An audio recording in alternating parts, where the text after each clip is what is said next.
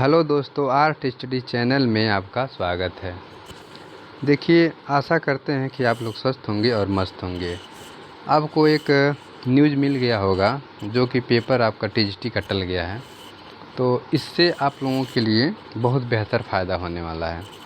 देखिए, बहुत से छात्र ऐसे जो कह रहे थे कि अभी मेरी तैयारी पूरी नहीं हुई है, तो आप लोग ध्यान से सुनिए। आपकी तैयारी अगर पूरी नहीं हुई हो तो आपसे जो है अब से स्टार्ट कर दिए अपने अच्छे से तैयारी को। तो आप लोग जो है अच्छे से पढ़ाई करिए, और जो आपको समय मिला है समझ लीजिए अमृत के समान समय है, क्योंकि परीक्षा नज़दीक में था, जिसकी वजह से आपके अंदर थोड़ा घबराहट थी, कैसे करें, क्या ना करें, क्या करें। तो आपके पास अब से जो है अधिक मात्रा में, मतलब 2 महीना मान के चलिए, आपको पास अतिरिक्त टाइम मिल गया है तकरीबन। आप लोग अच्छे से इसकी तैयारी बनाए रखिए। तो हम आज की इस वीडियो में पार्ट 2 जो मेरा ध्यान दीजिएगा, जो पार्ट 2 हमारा है, क्या है कि भारतीय वास्तुकला एवं मंदिर कला जो हम पढ़ रहे थे, इसके बारे में हम अध्ययन अच्छे से करेंगे। तो देखिए, समय भरपूर है। अच्छे से अगर आपसे भी बढ़िया से पढ़ाई कर लेंगे तो भी आपका सफलता क्या हो जाएगी, मिल जाएगी। तो इस वीडियो को आप अच्छे से देखिएगा और समझिएगा, ठीक। चलिए, तो देखिए पहला प्रश्न क्या है, ध्यान से आप लोग देखिए। कह रहा है कि उज्जैन किस मंदिर के लिए प्रसिद्ध है। ध्यान दीजिएगा, उज्जैन की बात कर रहा है।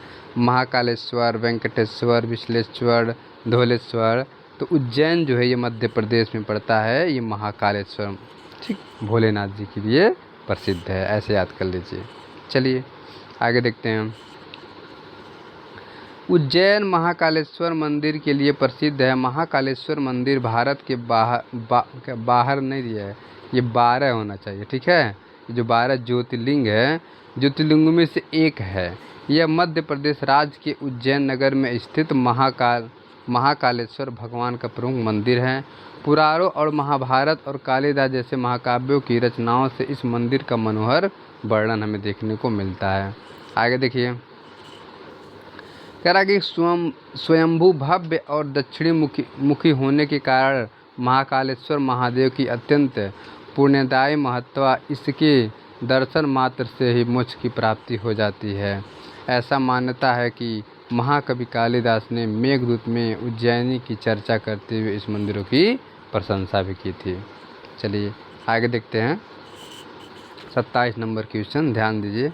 एक एक क्वेश्चन आप गौर से पढ़िए और एक एक क्वेश्चन का विश्लेषण पढ़िए। हम गारंटी देते हैं कि जो चैप्टर हम पढ़ाएंगे उससे बाहर कुछ देगा नहीं, क्योंकि जब हम चीज़ों को अच्छे से समझ जाएंगे। अब जैसे महाकालेश्वर मंदिर है, अब उस चीज़ों को हम जब 2-4-10 लाइन पढ़ते हैं तो हमें अंदर क्या होती है, जागृति होती है कि कहाँ पाया गया, इस किसका मंदिर है, ये कहाँ किस मतलब स्थान पे है। ये सब चीज़ें जब हमें जानकारी हो जाती है तो कभी भी प्रश्न पूछेगा महाकाल, तुरंत दिमाग में आ जाएगा कि मध्य प्रदेश में है, ये क्या है, भोलेनाथ जी का मंदिर है। तो इस तरह से आपको पढ़ाई पढ़नी है, ऐसे नहीं कि एक विकल्प लीजिए और रटिए, एक भी ऐसे पढ़ाई नहीं होती है। तो आप लोग देखिए, हमारा मकसद यही है कि हम ऐसा आप लोगों को बता दें कि आप जीवन भर ना भूलें, यही मेरा उद्देश्य है, ठीक। तो देखिए 27 नंबर क्वेश्चन हम देखते हैं। कह रहा है कि विश्व विख्यात हवा महल किस शहर में मौजूद है। ध्यान दीजिएगा, किस शहर की बात कर रहा है। जोधपुर, जयपुर, बीकानेर, क्या है, नामनेर। तो अगर आप अच्छे से पढ़ेंगे तो गारंटी है कि आप सफल होंगे भी। तो एक एक प्रश्न को आप लोग अच्छे से गौर करिएगा। तो देखिए जयपुर, अब इतना हम पढ़ा के अगर हम आपको छोड़ दें तो इतना ही जानेंगे कि हवा महल जयपुर में है। अब क्यों है, थोड़ा उसके बारे में जो 1-2 लाइन जानेंगे तब हमें जानकारी होगा, तो हमें क्या हो जाएगा। कैसे कहा जाता है, अगर हम किसी चीज़ के बारे में 1 लाइन में जानेंगे तो उतना बेहतर नहीं जानेंगे। अगर उसकी हम स्टोरी पढ़ लेंगे तो लाइफ टाइम नहीं भूलता है। ये माइंड सेटअप है, माइंड को इस तरह से बनाइए, ठीक। चलिए देखते हैं इसके नीचे क्या दिया हुआ है। कह रहा है कि विख्यात हवा महल जयपुर में स्थित है, राजसी महल है। इसे सन 1799 ईस्वी में महाराजा सवाई प्रताप सिंह ने बनाया था, और इसे किसी क्या राज मुकुट की तरह वास्तुकार लाल चंदा उस्ता 28, ठीक है, द्वारा इसको डिजाइन किया गया। ये जो है मिस्टेक इसमें हो गया, उस्ता द्वारा इसको डिजाइन की गई थी। ये 28 नहीं, इसमें मिस्टेक हुआ है। तो आपको जानकारी क्या हुआ, पहला चीज़ ये हुआ आपको जानकारी जयपुर में है। दूसरी बात हुआ किस सन में बना, कौन राजा ने बनवाया था और किस तरह उसका वास्तुकार कौन था। ये चीज़ें आपको अगर जानकारी हो जाएंगी तो आप क्या हो जाएंगे, कोई भी तीनों में से प्रश्न पूछ देगा आपका 100% सही हो जाएगा। तो कई बार रिवाइज होगा, प्रश्न होते हैं, अगर इसको हम पढ़ेंगे तो जो विस्तृत लेवल का हम पढ़ा जाता है तो इसी पॉइंट को और कहीं हवा महल आएगा तो उसके बाद और ज़्यादा डिस्क्राइब वर्णन हो जाएगा, जिससे हमारी चीज़ें क्लियर होती चली जाएंगी। ठीक, चलिए अच्छे से तैयारी को अपनी करिए। कह रहा इंडिया गेट का डिज़ाइन किसने किया, आप ध्यान दीजिए किसकी बात कर रहा है, जो इंडिया गेट हमारे बना हुआ है इसकी डिज़ाइन की बात कर रहा है। ली काबूर्जियर, बीबी दोशी, लुटियंस, पंडित नेहरू। तो इसमें आपका आंसर हो जाएगा लुटियंस। कौन थे, लुटियन महोदय जी थे। ठीक, चलिए अब इस चीज़ को हम आगे तरफ देखते हैं। देखिए ऑप्शन में थोड़ा सा गड़बड़ चूजा गया है, ई बना दिया गया है, बल्कि क्या होना चाहिए, ये सी होना चाहिए। कोई बात नहीं, चीज़ों को समझिए। इंडिया गेट का डिज़ाइन लुटियंस ने किया था। कौन, लुटियंस ने, लुटियंस ने किया, एडविन लुटियन। इनका पूरा नाम था एडविन लुटियन। ध्यान दीजिएगा, पूरा नाम भी आपको जानना जरूरी है, क्योंकि कभी कभी क्या देता है एडविन दे देगा, कभी कभी लुटियन दे देगा, तो क्या कर देंगे बताइए। जब चीज़ों को समझे रहेंगे कोई दिक्कत नहीं होगा। तो ये नई दिल्ली की योजना तैयार की थी, और नई दिल्ली की जो है योजना भी इन्होंने तैयार की थी, और राष्ट्रपति भवन का डिज़ाइन भी एडविन ने ही तैयार किया था, और ली काबूर्जियर ने चंडीगढ़ को डिज़ाइन किया था। तो इस तरह से है क्या है, हमारी जानकारी पूरी होती चली जाएगी। चलिए आगे देखते हैं, समझते चलिए बस चीज़ों को क्रम से। कह रहा नेक चंद रॉक गार्डन कहाँ पर है। अब ध्यान दीजिएगा, नेक चंद गार्डन क्या रॉक गार्डन की बात कर रहा है। हैदराबाद, चंडीगढ़, बेंगलोर, मुंबई। तो आपको आंसर देना है चंडीगढ़। क्या देना है, चंडीगढ़। अब क्यों है, अब इसके बारे में थोड़ा सा देखते हैं, कुछ लाइन नोट बना हुआ है। कह रहा रॉक गार्डन ऑफ चंडीगढ़ एक शिल्पकृत गार्डन है, अर्थात उद्यान है, जो भारतीय केंद्र शासित प्रदेश चंडीगढ़ में ये स्थित है। ये मुख्य रूप से नेक चंद सैनी गार्डन के नाम से भी जाना जाता है। इसका निर्माण नेक चंद सैनी ने करवाया था। पूर्व में ये इतनी बड़ी नहीं थी, ठीक, लेकिन वर्तमान में यह 40 एकड़ में विस्तृत है, और चंडीगढ़ शहर का वास्तुकार देखिए ली काबूर्जियर है। तो हर चीज़ आपको इस तरह से आपको जानकारी हम देने का प्रयास करेंगे। तो आप लोग वीडियो में बने रहिएगा अंत तक, और ऐसे ही वीडियो को आप जो हम डाले हैं इसको देखिए, आपको नॉलेज होगा और आपको बेहतर फील महसूस होगा। हमारा उद्देश्य है कि हम आपको पूरी ज्ञान दें। ऐसा नहीं है कि थोड़ा सा बता दें, विकल्प लोग यूट्यूब पे ला देते हैं कि 4 में से एक ऑप्शन, 4 में से। ऐसे नहीं पढ़ाई होता है, चीज़ों को समझना होता है, ये पढ़ाई होता है। पढ़ाई का लेवल बदलिए आप लोग, ठीक, क्योंकि एग्जामिनर ऐसा पूछ देगा जो आप पढ़े रहेंगे लेकिन गलत करके आएंगे। क्यों, क्योंकि आप उस शब्द को नहीं पहचानेंगे, उसकी चीज़ों को नहीं समझेंगे, तो गलत होना स्वाभाविक सी बात है। देखिए आगे कह रहा है 30 नंबर क्वेश्चन कि कह रहा है कि प्रतिधा मुद्रा, बातें कर रहा है। प्रतिधा मुद्रा ये किसको इंगित करता है, पार्वती से, लक्ष्मी जी से, काली जी से, महिषासुर मर्दिनी से। तो ये आपका ऑप्शन सही है, किससे, महिषासुर मर्दिनी से ये इंगित करता है, ठीक, अभिप्राय करता है। कैसे करता है अभी हम आपको बताते हैं। देखिए प्रतिधा मुद्रा का अभिप्राय महिषासुर मर्दिनी से भारतीय देवियों को मुख्यतः 3 मुद्रा में प्रदर्शित किया गया, रौद्र, सौम्य और कामुक। ध्यान दीजिएगा, 3 ही चीज़ों में को मुद्रा को जो है देवियों को बताया गया है। एक रौद्र रूप होती हैं, और एक सौम्य रूप होती है शांत, और एक कामुक रूप होती है, ठीक, इस तरह से 3 रूप इनका दिया गया है। तो महिषासुर मर्दिनी दुर्गा और काली जी की रौद्र मुद्रा में क्या है, प्रदर्शित किया गया है। असम का प्रसिद्ध तीर्थ स्थल कामाख्या मंदिर, कामाख्या देवी को कामुक मुद्रा के यानी बच्चा पैदा करने वाली माँ के रूप में इनकी पूजा की जाती है। भयावह या किंकर मुद्रा 2 हाथों में भार को ऊपर उठाए हुए प्रदर्शित किया गया है। आगे देखते हैं, इस तरह से चित्र को बनाया गया है। देखिए हर चीज़ का आप अच्छे से पढ़ेंगे तो उसका सोल्यूशन कहीं न कहीं आपको मिलेगा, हल जरूर निकलेगा, ठीक। इसलिए ज़्यादा से ज़्यादा बुक पढ़ने का प्रयास करिए। ये जो है टीका टिप्पणी या बहुवैकल्पिक पीछे नहीं पढ़ना चाहिए। आपको जहाँ जैसे बुक मिले और उसको अच्छे से पढ़िए। हम तो यही कमेंडेंट आपको करेंगे, पढ़िए। जितना पढ़ेंगे उतना आपका ये भावना हमारी जो होती है, फीलिंग होती है, वो विकास होती है, वो बढ़ती जाती है। जितना पढ़ेंगे उतना आपके अंदर क्या माइंड में वो विकास होता चला जाएगा और आपको बुद्धि होता, ज्ञान होता चला जाएगा उससे विषय संबंधित। चलिए ठीक है, आगे देखते हैं। मीनाक्षी मंदिर कहाँ है, ध्यान दीजिएगा। बेलोर में, तंजौर में, एलोरा में और मदुरई में। अगर मीनाक्षी की अगर हम बात करें, ये मदुरई में। कहाँ पे हैं, ये मदुरई में है। ठीक है, इस मंदिर के बारे में जानिए चीज़ों को। मीनाक्षी मंदिर मदुरई में स्थित है। मदुरई नामक राजवंश की राजधानी थी। मदुरई का मीनाक्षी मंदिर है क्या इसमें सर्वाधिक विकसित और प्रसिद्ध है। यह मंदिर सुंदरेश्वर शिव और उनकी पत्नी मीनाक्षी का युगल मतलब जोड़ा, जिसको युगल मतलब जोड़े मंदिर, ये दोनों लोग जो हैं शिव और पार्वती जी का ये नाम दिया गया सुंदरेश्वर शिव और पार्वती जी का नाम दिया गया मीनाक्षी। ये युगल मंदिर है। अपनी शिल्प कला व स्थापत्य की उत्कृष्ट दृष्टि से यह मंदिर आज विश्व प्रसिद्ध है। वस्तुतः इस मंदिर का विकास कई राजाओं ने अलग अलग समय पर कराया था, अतः यहाँ के विशाल परिसर में अनेक प्रकार के भव्य और विशाल गोपुरम स्तंभ छोटे छोटे अनेक मंदिर व मंडप भी इस बनाए गए हैं, जिसमें मूर्ति शिल्पाकृतियाँ आदि उत्कीर्णन है और जो समय और शासक के प्रतिद्वंदियों का वर्णन करता है। तो इस तरह से हमें क्या है, इसके बारे में मीनाक्षी मंदिर के बारे में हमें जानकारी हो गया। तो छोटी छोटी जानकारी हमें बहुत ज़्यादा क्या कामगार सिद्ध करती हैं। ठीक, चलिए आगे देखते हैं। 32 नंबर क्वेश्चन, ध्यान से पढ़िए क्या कह रहा है। कोणार्क के सूर्य मंदिर का नट मंडप एक उच्च धरातल पर अलग से स्थित है, यह कहा जाता है। ध्यान दीजिएगा, प्रश्न को सही से पढ़िए पहले। जगमोहन के सामने, गर्भगृह दक्षिण की ओर, गर्भगृह के उत्तर की ओर, गर्भगृह के क्या है पश्चात आंगन में। तो इसका आपका आंसर हो जाएगा जगमोहन के सामने। ठीक, चलिए आगे देखते हैं।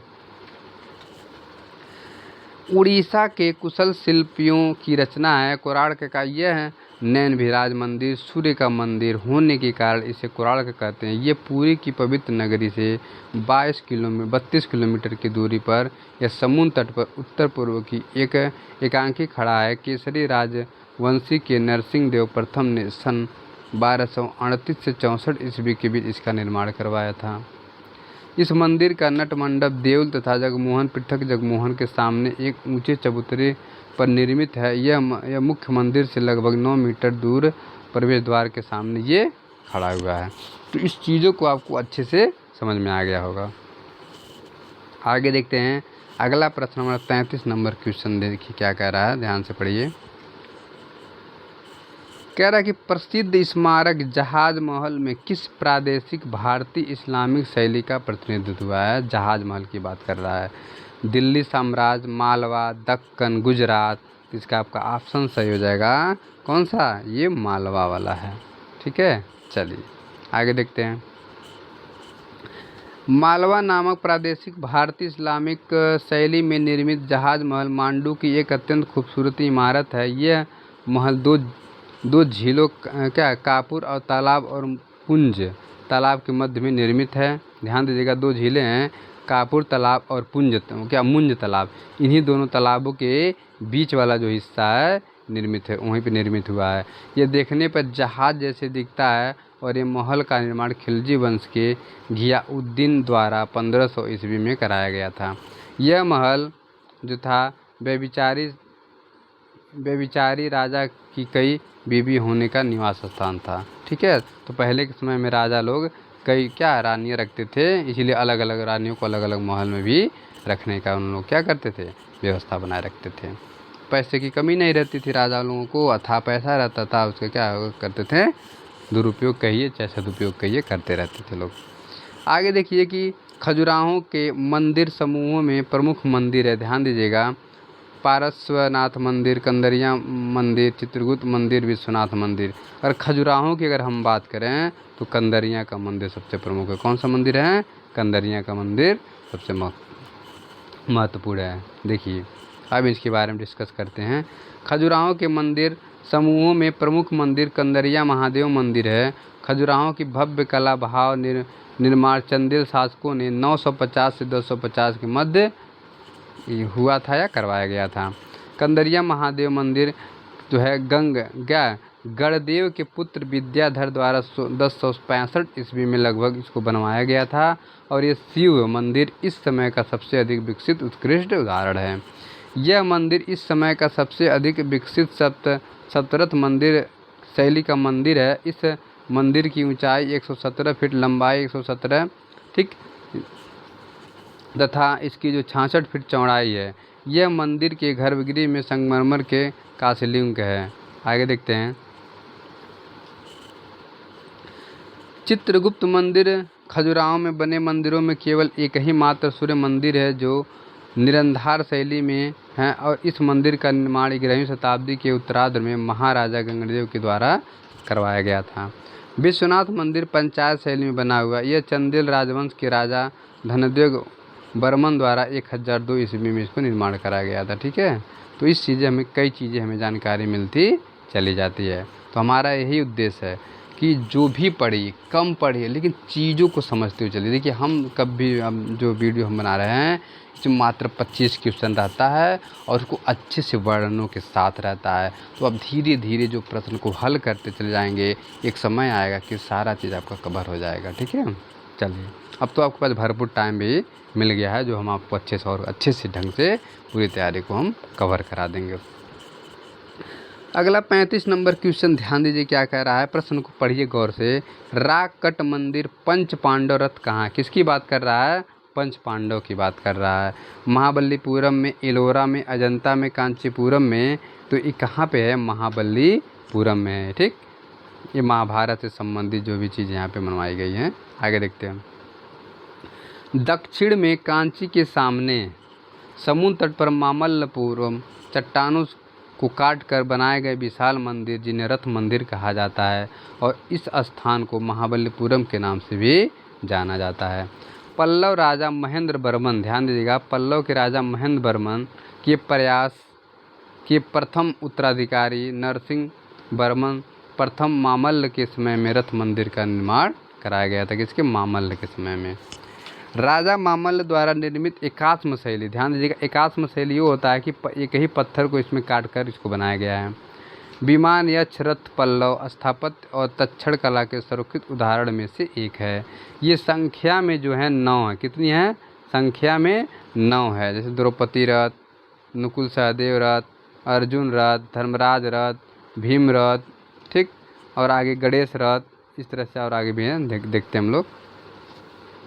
गणेश रथ, पिंडारी रथ और क्या है, वैलेंड्यू कैंठ रथ और अंतिम में आपका आता है त्रिमूर्ति शैलकृत मंदिर। तो इस तरह से आपको ये जो 9 चीज़ है आपको अच्छे से कवर होनी चाहिए, जानकारी होनी चाहिए, ताकि आपको आने वाले पेपर में कठिनाई का सामना न करना पड़े। द्रौपदी, अर्जुन और भीम धर्मराज रथों को व्हेल मछली को पीठ के समान एक ही शैली में काट कर बनाया गया है। पूछ सकता है कि व्हेल मछली के समान पीठ पर बैठे हुए कौन सा उसमें जो गुफाएं बनाई गई हैं, किनकी, तो द्रौपदी, अर्जुन, भीम और धर्मराज। ठीक है, ये रथ जो है इस तरह से बनाए गए हैं, तो अच्छे से कवर होता आपका चला जाएगा। चलिए आगे देखते 36 नंबर क्वेश्चन कह रहा है, खजुराहो के प्रसिद्ध मंदिरों का निर्माण किसने कराया था। ध्यान दीजिएगा, खजुराहो की बात कर रहा है। ये कहाँ पड़ता है आपका, ये एमपी में पड़ता है। ठीक, चोल राजाओं ने, काकतीय राजाओं ने, चंदेल राजाओं ने, पांड्य राजाओं ने। ठीक, तो ये आपका सही हो जाएगा, चंदेल राजाओं ने। कौन किए थे, चंदेल राजाओं ने किए थे। आगे देखते हैं। खजुराहो के प्रसिद्ध मंदिर का निर्माण चंदेल राजा ने 950 ईस्वी से 1050 ईस्वी में इसको किया था। खजुराहो के मंदिर मध्य प्रदेश के छतरपुर जिले में स्थित है और यह मंदिर नागा शैली में बने हुए हिंदू मंदिरों के लिए विश्वविख्यात है। यह मंदिर आर्य शिखर के गौरव में उदाहरण उपस्थित करते हैं। खजुराहो की खोज 1818 ईस्वी में फ्रैंकलिन नामक अंग्रेजी ने किया था। ध्यान दीजिएगा, कैसे किया था, इसकी कहानी है कि वो जो एक जंगल में गए और वहाँ पे एक मतलब उत्थी मिला, इनको खंडहर मिला, और जब उसको अपने लेख में लिखी, उसकी जांच हुई तो पता चला ये क्या थी, एक मंदिर थी। तो देखिए चीज़ों को अच्छे से समझिए, क्योंकि अंग्रेज़ भारत में जब आए थे तमाम प्रकार के लोग खोजबीन करते रहते थे। तो ज़्यादातर मंदिर जैसे देखिए अजंता का भी जो एक अंग्रेज था वही देखा था। तो इस चीज़ों को आप लोग थोड़ा सा समझना था, समझ कर अंडरस्टैंडिंग बनाएंगे तो गलत होने का चांस नहीं रहेगा। खजुराहो के मंदिर नागर शैली, देखिए एक चीज़ और आपको नॉलेज हो जाएगा किस शैली में बनी हुई है, नागर शैली में बनी हुई है। अभी आगे चल के हम आपको बताएंगे नागर, बेसर और द्रविड़ क्या होता है और ये कहाँ कहाँ किस किस राज्य में पाया जाता है, ये सब अभी आगे हम आपको बताने वाले हैं।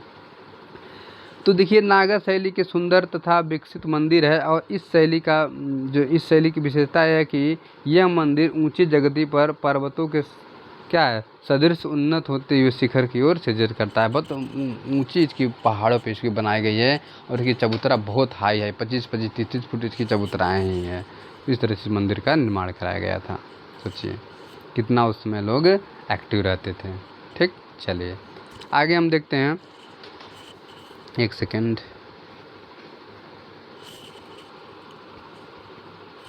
37 नंबर क्वेश्चन चलिए देखते हैं क्या कह रहा है। कह रहा दिलवाड़ा का प्रथम मंदिर कौन सी तीर्थंकर को समर्पित है। ध्यान दीजिएगा, दिलवाड़ा के मंदिर की बात कर रहा है। नेमिनाथ, पार्श्वनाथ, आदिनाथ और संभवनाथ। तो दिलवाड़ा का प्रथम मंदिर के कौन से तीर्थंकर थे। अगर तीर्थंकर की अगर हम बात करें तो आदिनाथ, ध्यान दीजिएगा कौन थे, आदिनाथ जी थे। आगे देखते हैं। दिलवाड़ा का प्रथम मंदिर आदिनाथ ऋषभदेव को समर्पित है। आदिनाथ को क्या कहा जाता है, ऋषभदेव कहा जाता है।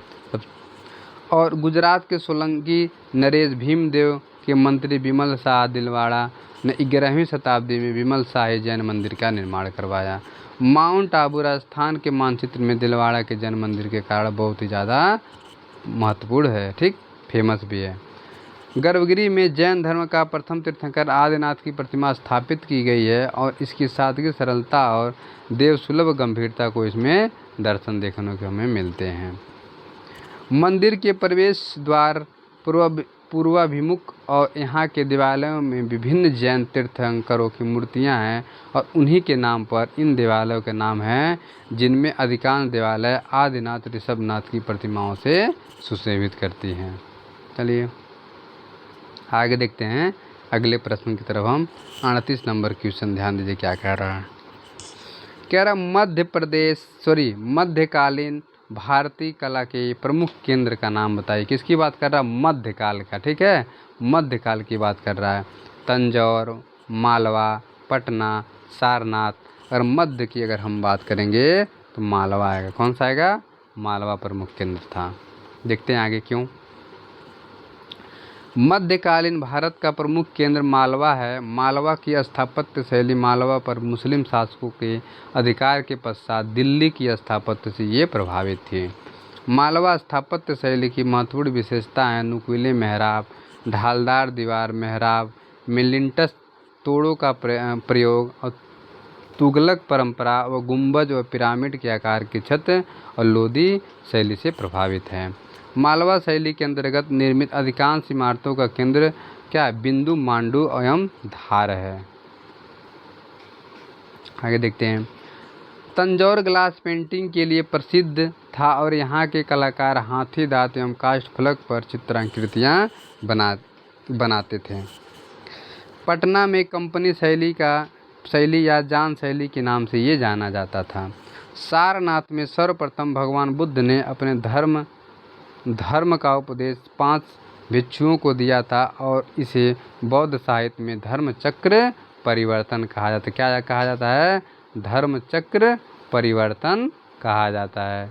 ठीक, चलिए आगे देखते हैं हम। अगले की तरफ हम लोग चलते हैं। 39 नंबर क्वेश्चन ध्यान दीजिए क्या कह रहा है। कह रहा है अपने रंग के कारण किस मंदिर को काला पैगोडा के नाम से जाना जाता है। क्या कह रहा है, अपने रंग के कारण। कंदरिया महादेव मंदिर, कैलाश मंदिर, विमल शाही मंदिर, कोणार्क का सूर्य मंदिर। अगर हम बात करेंगे तो डी वाला ऑप्शन कोणार्क का सूर्य मंदिर हमारा सही हो जाएगा, क्योंकि ये क्या है, ये जो काला है सूर्य के प्रकाश की वजह से और पानी के जो जैसे क्या है, किस किनारे हैं, समुद्र किनारे हैं, तो प्रकाश जब पड़ता है उसकी छाया से क्या काला दिखता है, इसलिए काला ब्लैक पैगोडा भी नाम से इसको जाना जाता है। तो चीज़ों को थोड़ा समझिए। देखिए विस्तृत वर्णन। कोणार्क के सूर्य मंदिर को रंग के कारण काला पैगोडा मंदिर के नाम से भी जाना जाता है। विश्व प्रसिद्ध कोणार्क का सूर्य मंदिर उड़ीसा प्रदेश के जगन्नाथपुरी से 26 किलोमीटर उत्तर पूर्व कोण पर समुद्र तट के किनारे स्थित है। 11वीं सदी ईस्वी में गंगराज प्रथम नरसिंह देव ने 1200 कारीगरों की सहायता से 12 वर्ष में इस मंदिर का निर्माण कराया था और कोणार्क के सूर्य मंदिर के निर्माण का कार्य विशु महाराणा नामक कारीगर को सौंपा गया था और कोणार्क के सूर्य मंदिर की रचना रथ के रूप में की गई है। इसके नीचे 9 फीट 8 इंच के व्यास की 24 विशाल पट्टियों का निर्माण किया गया है, जिन्हें 7 घोड़ों द्वारा खींचे हुए प्रदर्शित किया गया है। और आगे देखते हैं क्या है किया गया है। नरसिंह देव की परिकल्पना के अनुसार इस मंदिर को विशाल रथ के आकार में बनवाया गया है। ठीक, चलिए आगे देखते हैं हम लोग अगले प्रश्न की तरफ ध्यान दीजिए। अगला प्रश्न हमारा 40 नंबर क्या कह रहा है। कह रहा है कि पुरी के जगन्नाथ मंदिर में स्थित बलभद्र, सुभद्र तथा जगन्नाथ की प्रतिमा किस पदार्थ की बनी है। ये जो तीनों लोगों की मूर्ति है, पूछ रहा है किस पदार्थ से बनी हुई है। पत्थर से बनी है कि मिट्टी से कि काष्ठ से कि सीमेंट से। तो आपका आंसर हो जाएगा काष्ठ अर्थात लकड़ी इसको कहते हैं। क्या कहते हैं? लकड़ी कहते हैं। इस चीज़ की निर्माण हुई है। ठीक, चलिए आगे देखते हैं। पुरी के जगन्नाथ मंदिर में स्थित बलभद्र, सुभद्रा और जगन्नाथ की प्रतिमाएं काष्ठ से निर्मित की गई हैं। यह मंदिर वैष्णव मंदिर है, जिसमें कृष्ण, बलराम और सुभद्रा की काष्ठ प्रतिमाएं स्थापित की गई हैं। मंदिर की दीवारों में विष्णु के अन्य अवतार की प्रतिमा, नरसिंह मूर्ति की प्रतिमा, प्रस्तर ऊपरी भाग में 5 ध्वनि बुद्ध मूर्तियाँ खुदी हैं। इस प्रकार यह प्रतिमा क्या सिरोभाग पर 2 ध्यानी बुद्ध दिखाई देते हैं और विष्णु की प्रतिमा वरद मुद्रा में है। ध्यान दीजिएगा। चलिए आगे देखते हैं। अगला हमारा प्रश्न 41 नंबर क्वेश्चन, ध्यान से पढ़िए क्या कह रहा है। माँ और बालक की मूर्ति किस मंदिर से प्राप्त है। ध्यान दीजिएगा, माँ और बालक की बात कर रहा है। सूर्य मंदिर से, विमल शाह मंदिर से, लक्ष्मण मंदिर से, पारसनाथ मंदिर से। तो ये आपको मिला था विमल शाह मंदिर से। कहाँ से मिला था? विमल शाह मंदिर से आपको माँ और बालक का मूर्ति आपको देखने को मिला था। तो आगे देखते हैं। सफ़ेद संगमरमर से बना विमल शाही मंदिर दिलवाड़ा, माउंट आबू, राजस्थान का सबसे सुंदर मंदिर है, जिसका निर्माण विमल शाह ने करवाया था। यह मंदिर जैन धर्म के प्रथम तीर्थंकर आदिनाथ जी को समर्पित है। इस मंदिर में विमल शाह ने अपने परिवार की मूर्तियों को मंदिर में उत्कीर्णन करके करवाया था। चलिए ठीक है, अपने परिवार की मूर्तियों को मंदिर में उत्कीर्ण मतलब बनवाया गया था। आगे देखते हैं। अगला हमारा प्रश्न क्या है? 42 नंबर क्वेश्चन, देखिए ध्यान से। कह रहा है खजुराहों की भांति मैथुन दृश्य रणकपुर के कौन से मंदिर में है। अब देखिए खजुराहों में जो भी मूर्तियाँ बनी हुई मतलब मंदिर बने हुए इस तरह से, ठीक, तो उस मंदिर में जो कामुक वाला जो है आपको इस तरह से मूर्ति देखने को मिलेगा। ठीक है, जिसे मैथुन नाम दिया जाता है। इसी तरह का जो है रणकपुर में भी मंदिर है, तो उसका मंदिर का आपको नाम बताना है। सूर्य मंदिर है कि तीर्थ आदिनाथ मंदिर है कि तीर्थंकर पारसनाथ मंदिर है कि तीर्थंकर नेमिनाथ मंदिर है। तो आपका हो जाएगा आंसर सही, तीर्थंकर पारसनाथ मंदिर नाम से ये जाना जाता है। आगे देखते हैं।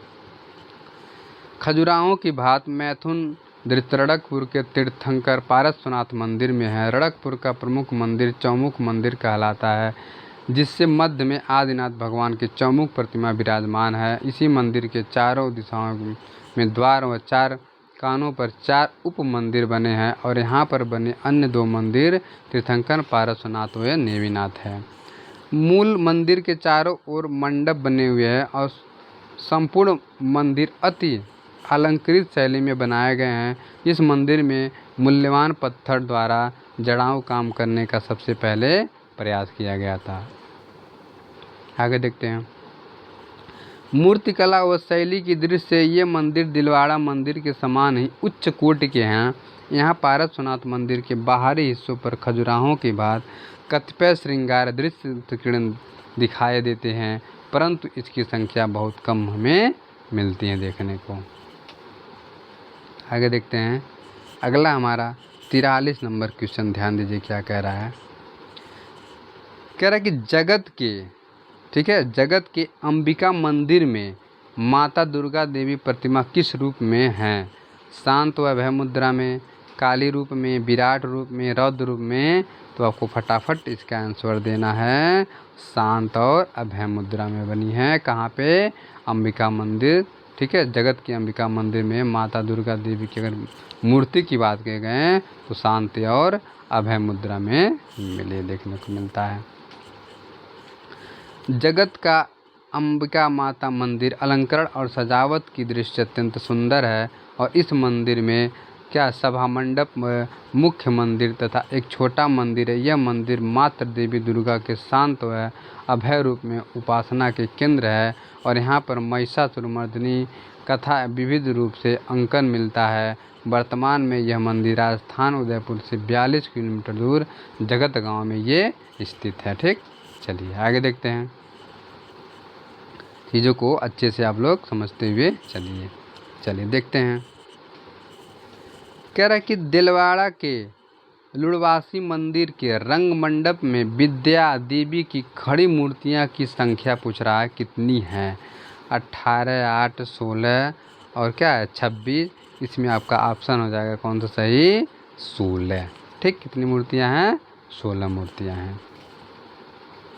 आगे देखते हैं।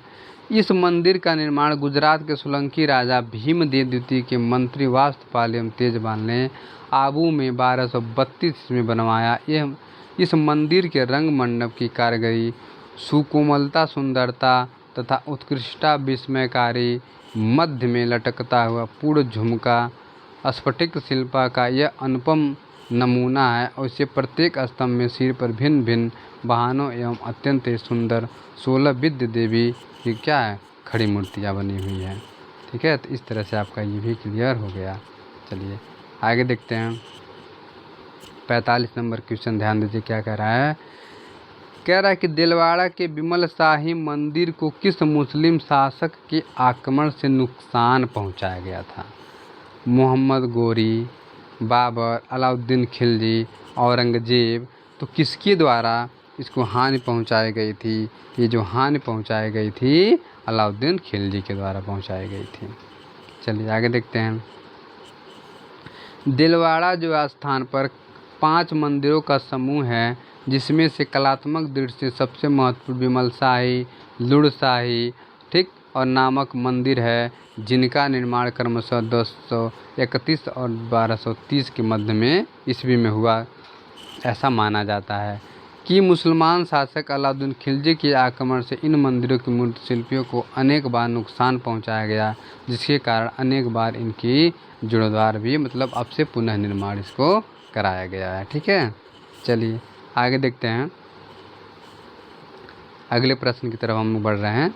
चलिए 46 नंबर क्वेश्चन देखिए क्या कह रहा है, ध्यान दीजिए।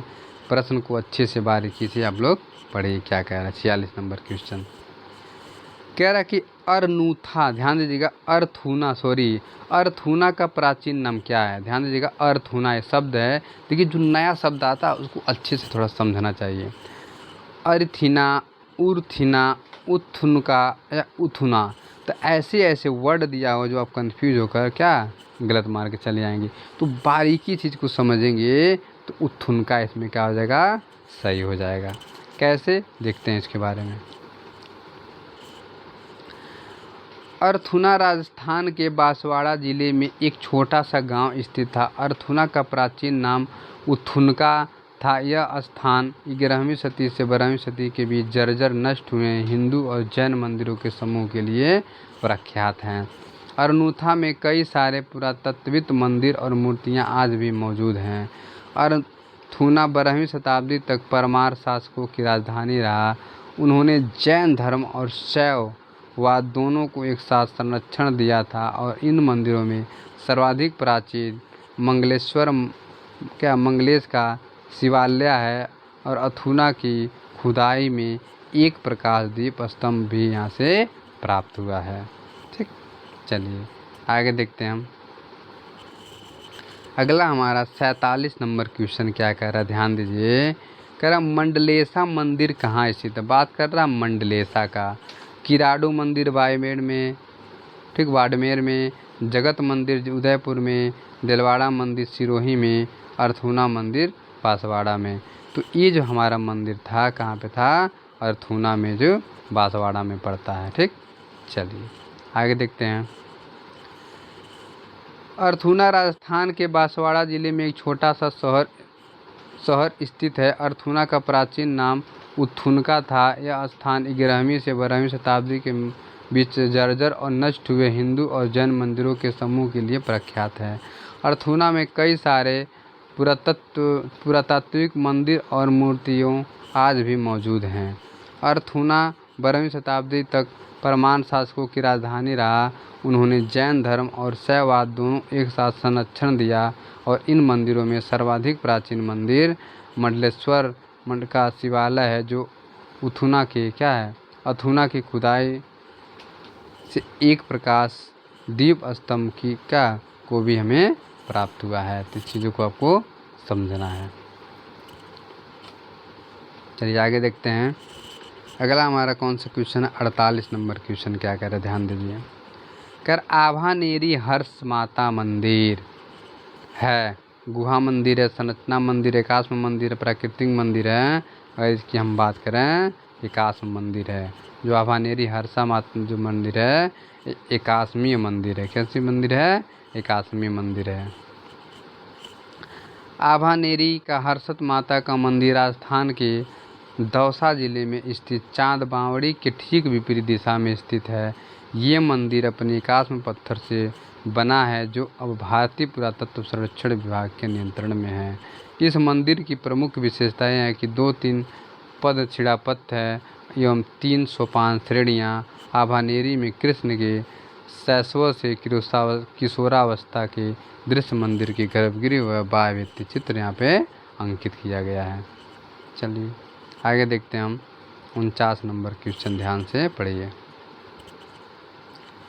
49 नंबर क्वेश्चन क्या कह रहा है, ध्यान से पढ़ना आपको है। पहले कह रहा खजुराहो के लक्ष्मण मंदिर का निर्माण किसने करवाया। ध्यान दीजिएगा, खजुराहो के लक्ष्मण मंदिर की बात कर रहा है।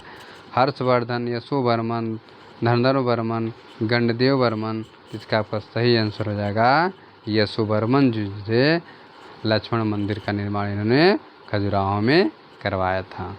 ठीक, लक्ष्मण मंदिर लगभग 930 ईस्वी में बना हुआ भगवान विष्णु का यह मंदिर यशोवर्मन नामक राजा ने बनवाया था और इसका अन्य नाम लक्ष्मण वर्मन भी था, इसीलिए इसे लक्ष्मण मंदिर के नाम से पुकारते हैं। और पंचायतन शैली में बना हुआ यह मंदिर खजुराहो में प्राप्त सभी मंदिरों से सुरक्षित स्थिति में हमें देखने को मिलता है। चलिए आगे देखते हैं। अगला हमारा देखिए 50 नंबर क्वेश्चन। ठीक, ये अंतिम क्वेश्चन है जो इस वीडियो का आज के। कह रहा कोणार्क के सूर्य मंदिर के रथ में पहिए की संख्या कितनी है। ध्यान दीजिएगा, जो रथ मंदिर बना हुआ है उसमें पहिया जो लगा हुआ है इधर इधर, तो वो कितनी संख्या में बना हुआ है। 28, 30, 24, 26। इसका आंसर हो जाएगा आपका 26। कितना है, 26। क्यों है वो देखते हैं। कोणार्क के सूर्य मंदिर का निर्माण 11वीं सदी में गंगराज प्रथम नरसिंह देव ने करवाया था।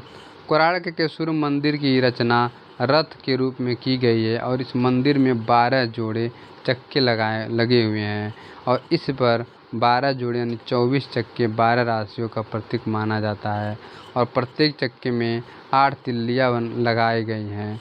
स्थापत्य की दृष्टि से इसे सूर्य मंदिर को 4 भागों में बांटा जा सकता है और कोणार्क का मंदिर 5 अंशों तक बढ़ाया गया था, इसीलिए यहाँ पर रथ मंदिर को पंचरत्न भी कहा जाता है। तो इस तरह से देखिए ये जो वीडियो आज का हमारा था। ठीक, अगर आपको अच्छी लगी हो तो लाइक सब्सक्राइब ज़रूर करिएगा। पूरा वीडियो देखने के लिए धन्यवाद। चलिए।